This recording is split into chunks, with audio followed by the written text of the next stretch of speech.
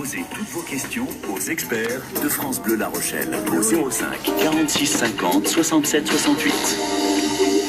Et oui, vous aussi, osez nous appeler, 05 46 50 67 68. On parle beaucoup de l'emploi. On va vraiment rentrer dans le vif du sujet. Est-ce que vous avez quelques conseils, puisque vous êtes notre expert du jour, Benoît Fromentou, du Pôle emploi de Villeneuve-les-Salines. La première chose, c'est peut-être le CV. Le CV, bien sûr, le vous CV. Vous disiez, il faut être fier de son CV. Il faut être fier de son CV, il faut surtout que votre CV vous représente. Et la phase essentielle, c'est de le préparer et prendre le temps de le préparer.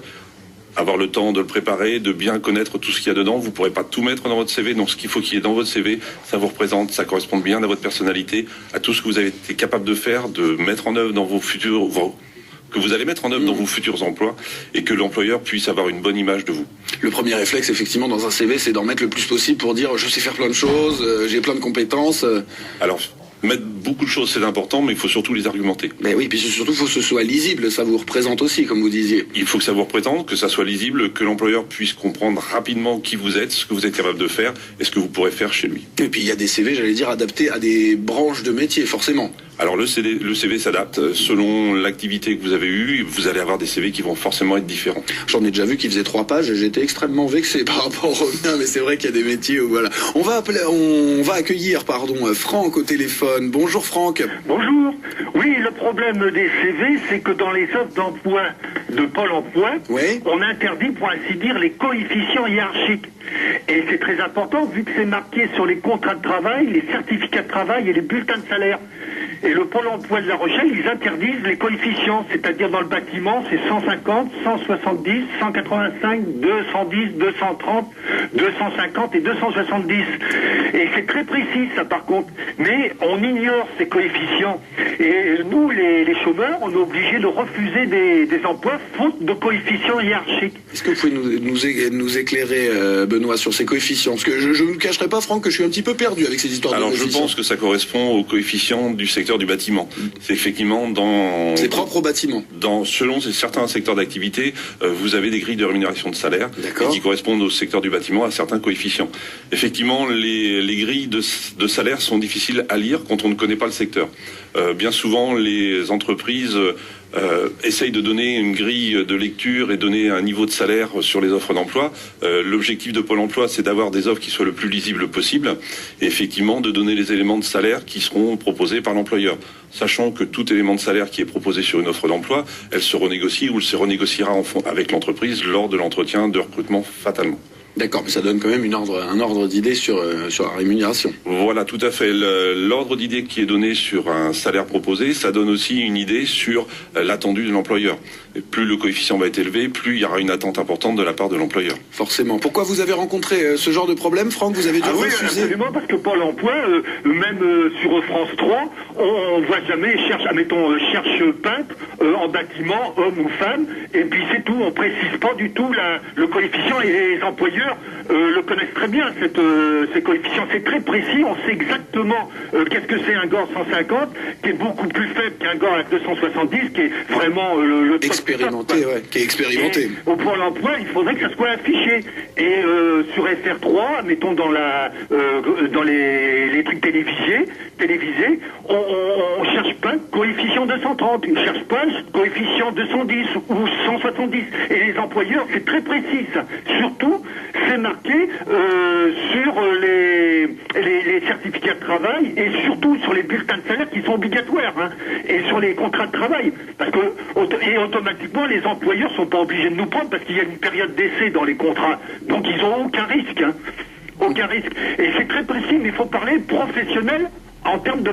On a l'impression que le Pôle emploi, c'est des amateurs, en fin de compte. Bon, c'est noté. C'est noté. Je ne sais pas ce que vous en pensez. Bon, vous devez souvent faire face, j'allais dire, on sent que Franck est un petit peu remonté. Bon, en même temps, si 2-3 fois il a raté une proposition d'emploi, mais enfin, c'est vrai que des fois, vous devez vous faire un petit peu, j'allais dire souffler dans les bronches. Les gens sont un petit peu agressif, il faut dire les choses.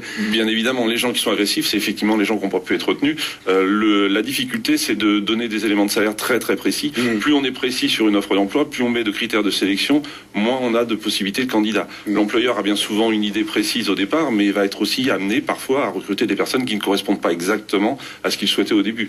Maintenant, faute de candidats, parfois, il accepte de prendre des candidats moins expérimentés, ou parce que, en fonction du candidat, il va réadapter aussi le poste qu'il va avoir à proposer. Donc c'est toujours la difficulté d'avoir des éléments très très précis, mais plus on est précis, plus on va sélectionner et on va réduire le nombre de candidats potentiels et diminuer le nombre d'opportunités pour chaque candidat. D'accord, bon là Franck, apparemment il était question de coefficients. Vous continuez évidemment de nous appeler 05 46 50 67 68 et effectivement j'allais dire plus l'annonce est précise, moins il y a de candidats.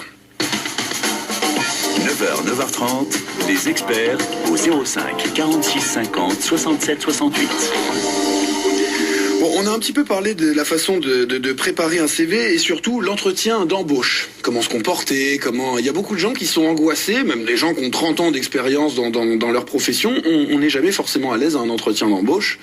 C'est normal, parce que, comme vous dites, 30 ans d'expérience, ça veut dire peut-être un entretien d'embauche il y a 30 ans. Oui, et en plus, je me mets à la place de ces gens qui, effectivement, n'ont peut-être pas eu l'habitude de rechercher du travail. Tout à fait, puisque on se perfectionne pas sur un entretien d'embauche, puisque l'entretien d'embauche, c'est une étape, l'objectif, c'est l'emploi.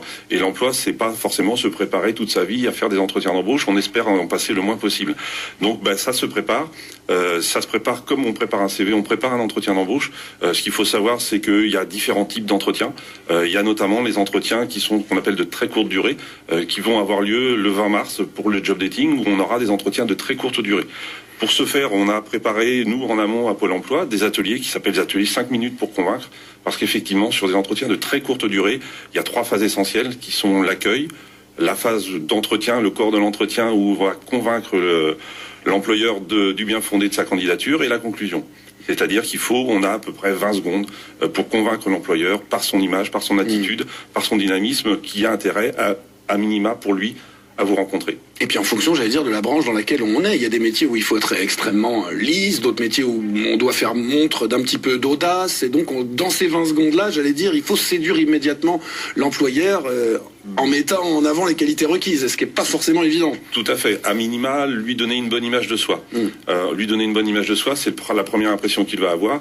Et puis ensuite, dans l'entretien, pouvoir argumenter très brièvement, très succinctement, bien sûr, parce que c'est un entretien très court, sur son professionnalisme. Quelles sont les erreurs de base de l'entretien de la personne qui vient? Les erreurs de base, une des premières erreurs, c'est de venir sans CV. On l'oublie, on n'a pas de CV. On n'en a qu'un seul, on en donne à l'employeur, on n'en a plus. Oui.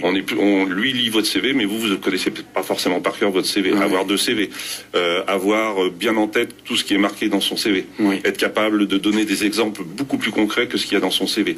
Le CV, c'est une toute petite partie de votre personne, donc il faut avoir d'autres éléments, d'autres arguments pour pouvoir étoffer, argumenter davantage que le CV. D'accord. Et puis peut-être des petits détails, j'allais dire mettre une photo, essayez pas de jeter un CV plié en 4, écrit en noir et blanc. Être soigné. Oui, être soigné, voilà. Évidemment, être soigné, être prêt, avoir de quoi noter les éléments, à pouvoir noter un numéro de téléphone, pouvoir redonner une carte de visite. Ça peut être aussi un élément, avoir une carte de visite qu'on va pouvoir remettre à la fin de l'entretien à l'employeur avec ses coordonnées, son numéro de téléphone. La photo, c'est selon. Des personnes peuvent avoir une photo. On peut ne pas mettre de photo sur son CV. Par contre, si on a une accroche assez positive avec l'employeur, avoir un CV avec une photo. Ok. Bon, alors vous allez développer 3 actions principales. Il y aura des rencontres directes entre les demandeurs et les entreprises. Est-ce que ça, j'allais dire, ça peut pas briser la glace, débloquer un peu quand on va, c'est un petit peu comme un faux entretien, si j'ose dire. Ah, c'est pas un faux entretien, c'est un vrai. C'est un vrai, mais qui n'est pas officiel, on va dire. Un premier entretien. C'est un premier entretien, c'est la première approche et c'est ce que je disais, c'est la première impression qu'on va donner à l'employeur. Ça sera pas l'entretien qui finalisera le recrutement, l'employeur donnera pas sa décision, mais peut-être il va pouvoir faire lui déjà une première sélection. Donc effectivement, même si c'est un entretien très court, il faut peut-être plus que les autres davantage le préparer parce qu'on a très très peu de temps pour se rattraper pendant l'entretien. Oui, en ce qui concerne les rencontres directes d'ailleurs, il y aura beaucoup de demandeurs d'emploi avec des entreprises ou Comment ça se passera? Il y aura effectivement beaucoup d'entreprises, donc beaucoup de demandeurs d'emploi. Ça détend peut-être l'atmosphère de voir parce que quand on est tout seul dans le grand bureau, c'est un peu le cliché, je suis devant la porte du patron, allez-y, rentrez, bon, on se sent un petit peu seul, alors que là, si on voit qu'on n'est pas le seul à demander du travail, que plein de gens en proposent, que c'est pas parce qu'on a raté une fois un entretien ou qu'on a fait une fois un mauvais CV que ça va être comme ça toute la vie, il n'y a pas de souci. Il n'y a pas de souci, bien évidemment. Le but de ces entretiens, de ces job dating, c'est de permettre à des candidats de rencontrer plusieurs entreprises. C'est le pourquoi de cette action, puisque tout au long de l'année, pendant toute l'année, des entreprises rencontrent des demandeurs d'emploi. On organise des entretiens entre des demandeurs d'emploi et des entreprises.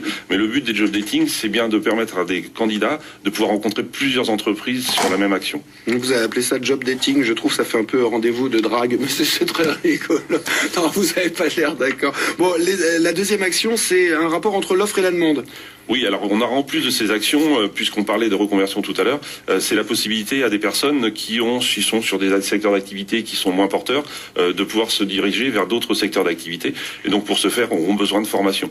Donc on a mis en place aussi des formations dating, mais qui sont l'occasion pour des personnes de rencontrer des organismes de formation ou de rencontrer des experts pour les aider à se reconvertir et donc aller sur de la formation pour acquérir de nouvelles qualifications. Oui, il y a des nouveaux secteurs peut-être. Il y a des nouveaux secteurs et puis il y a des secteurs qui existent et qui recherchent de la main d'œuvre. Et on a par contre Quel secteur recherche de la main d'œuvre? Alors on a les secteurs de l'hôtellerie, on a les secteurs de la propreté, on a les secteurs tous les secteurs recherche, on a les secteurs du bâtiment qui recherchent également. La difficulté, c'est que les secteurs désormais recherchent des gens de plus en plus qualifiés. D'accord. Et donc pour ce faire, il faut les former. Il faut que les personnes acquièrent ces qualifications. Mais pour ça, il faut leur expliquer quels sont les critères pour aller sur une formation, comment on peut accompagner les demandeurs d'emploi sur la formation. D'accord. On n'est plus embauché sur le tas comme ça se faisait pendant les années 60, 70, 80. Embauché à un petit salaire en se disant il va apprendre et puis ça ne se fait plus ça. Les entreprises continuent à adapter et à former leurs salariés, bien évidemment. Maintenant, les entreprises, elles sont pressées par le temps et elles ont besoin d'avoir des gens opérationnels rapidement. C'est pour ça qu'il faut les former en amont. D'accord. Très rapidement pour finir la simulation. Alors la méthode de recrutement par simulation, c'est une nouvelle méthode. C'est une méthode qui est relativement ancienne, mais qu'on essaye de développer au maximum, surtout le maximum de secteurs d'activité. C'est une méthode qui se base non plus sur la formation ou la qualification des candidats, mais sur leurs aptitudes futures, les aptitudes qu'ils ont personnellement. Et donc on va détecter les aptitudes des personnes pour pouvoir les présenter aux candidats. C'est une méthode qui change un petit peu des méthodes traditionnelles, justement du CV, de la vérification des compétences. Mais là on va avec cette méthode, essayer de repérer des aptitudes qui vont permettre aux candidats d'être plus à même sur le poste futur. D'accord. Bon, les demandeurs d'emploi, on leur donne rendez-vous où et quand alors ? Alors rendez-vous où et quand ? Dans chaque pôle emploi de la Charente-Maritime et même de tous les autres départements, il y a des actions, il y a des programmes qui sont affichés dans tous les pôles emploi, des actions particulières sur chaque secteur, mais avec un point d'orgue qui est le job dating, lui le 20 mars où il y aura effectivement ces rencontres dans tous les pôles emploi de la région. Le 20 mars pour tout le monde en même temps. Vous qui êtes demandeur, vous qui cherchez un travail, n'hésitez pas à vous rapprocher, du personnel de Pôle emploi qui est quand même vraiment bien formé. Il y a eu beaucoup de progrès aussi, il faut le dire. Benoît, il y a eu beaucoup de progrès par rapport à il y a 20 ou 30 ans. Les gens sont un peu mieux éclairés, on est quand même moins guidés. On attend beaucoup moins. Les gens ont souvent un cliché du Pôle emploi avec la file de 300 personnes. C'est pas du tout le cas. Bon, sauf parfois aux heures de pointe, ça arrive. C'est comme au supermarché, on n'est pas maître de tout. Mais ça a beaucoup progressé. Voilà, je vous remercie beaucoup de nous avoir un petit peu éclairés. Je vous remercie. Et puis nous attendons tout le monde dans nos pôles emploi pour les diriger. C'est noté. Bonne fin de journée, Benoît. Retrouvez les experts sur francebleu.fr.